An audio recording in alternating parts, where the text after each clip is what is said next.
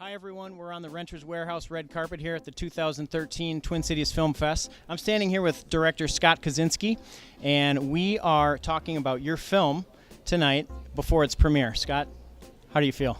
I feel great. I'm excited to be here. It's awesome to be in the Twin Cities, and I can't wait for it. Well, we're so glad to have you here.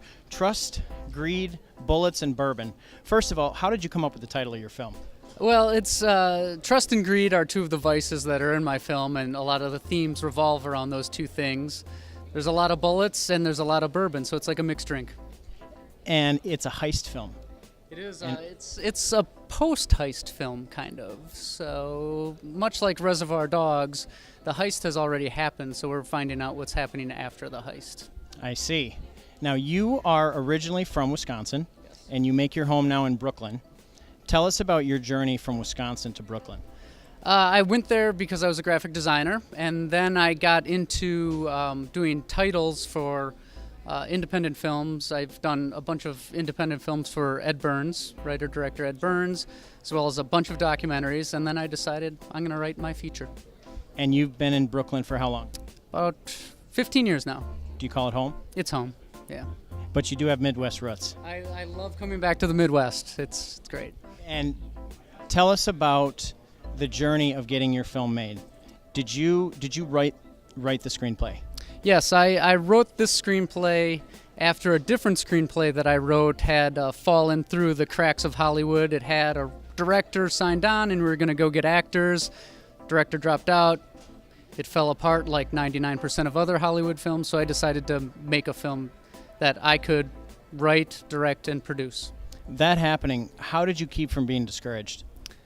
You just can't be. You have to treat it like it's its own job. Like, even if you can only do 1 hour a day, you need to do that 1 hour a day, because otherwise you'll just put it off and then it just goes away. So somehow you knew that there would be another way to get your film made. Absolutely, yeah. There's always a way. There are so many opportunities now. Digital cameras. Living in New York helps because I had access to a lot of really talented actors. So tell us how you did find a way to get this made so that we can see it today.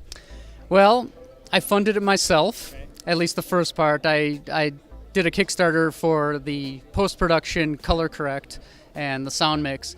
But I funded myself, and I just sent my script to a bunch of actors that lived in New York, and their agents and managers said he's not going to want to do it because there's no money. And 2 days later, Max Casella called me and said, I'm doing this film no matter what, as well as 4-time Tony-nominated actor Danny Burstein. So if people like your script, they want to do your movie. Did you envision the cast that ultimately you used in the film when you were writing? The way I write is I have someone in mind that's a well-known actor, just because for me that helps put a voice to that person. Even if the person doesn't end up doing the film, or there's not even a chance that that person could do the film, for me it helps to show what that person's, what their attitude is, what their style is, and how they're going to go about doing a role. Wow. So from assembling your cast and then putting together a shooting script and bringing it into production, how did you assemble your crew? My crew, my DP, Rick Siegel, who's got 30 years of experience, I did some production design on some comedy specials with him, and we just kept in touch, and then I wrote this film, I sent it to him, he loved it, he's like, when are we shooting this? And then he's got so many great contacts, he brought in a great sound mixer, Mike O'Brien, we had one gaffer, one lighting assistant, and associate producer on set, so it was a small cast. And tell us about post-production. Post-production was long. We actually shot our film in 12 days, which is crazy. Wow. Yeah, about 12 pages a day, and then about 8 months of post-production. So, and that's because I had to cut all the takes apart myself. I didn't have an assistant editor, so that took about 2 months just to cut it apart so that the editor could go into it. So unreal. That's an unreal timetable. Yeah. Incredible. How has your film been received?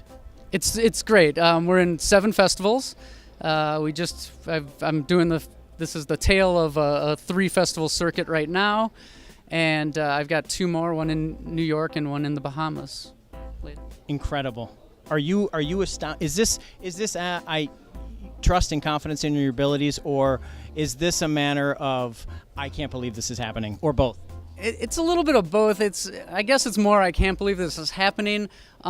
Just the fact that festival programmers have seen my film and they're like, I like this enough, I want to show it to other people. That right there is just it's amazing. And then when I do these screenings and people really enjoy it and they're shocked by things, and just watching people watch my movie is really, really great.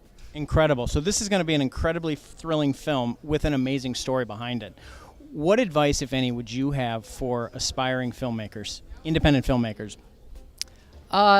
Just keep at it. As I said, carve out a niche of time every day. And even if you're writing a script and you stare at the computer for just an hour and trying to think of that film, but you have to be like that. Otherwise, you'll just procrastinate and it won't get done. What is the future of the film after your festival run that you know of now, or what is your hope for it? Well, right now we're gonna run our festival run into early spring, March or so. Then after that, digital distribution, VOD, Netflix, iTunes, and either again I can do that myself. I can find those aggregators that can put it out there for people to see, or if a distributor comes along that I really feel comfortable with, I'll go with a distributor. One last question in 2 parts. You mentioned using crowdfunding to help support your film, to help budget your film, and you're also talking about on-demand viewing and digital viewing. What thoughts do you have on those two creations in independent filmmaking today? Crowdfunding, I went back and forth on whether I was going to crowdfund for the end. It's like, personally, with creative things, I have a lot of trouble asking people for money if you're doing something creative. But I felt confident that I had a complete film done, that I could actually show them. I'm not raising money to try to make a film. My film is done. I just need to finish it so that people can see it. And I think people really responded to that. In terms of distribution, for indie film, it's really the only place you're going to be able to do it for the most part. Hollywood indies are a different thing, but for my independent film and most indies that are playing festivals, it's VOD, Netflix, iTunes. You're opening yourself up to thousands and thousands and thousands of people who may have never heard of your movie.